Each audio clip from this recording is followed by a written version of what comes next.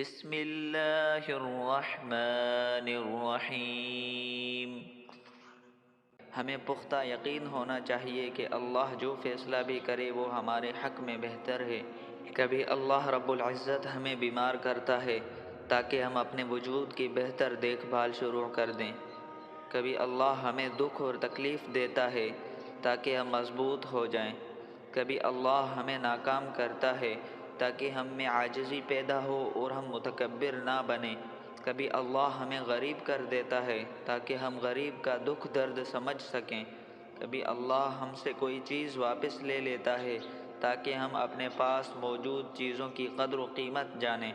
कभी अल्लाह हमें नुकसान पहुंचाता है ताकि हम अपनी गलतियों से सीख कर बड़े नुकसान से बच सकें। हमें पुख्ता यकीन होना चाहिए कि अल्लाह जो फ़ैसला भी करे वो हमारे हक़ में बेहतर है।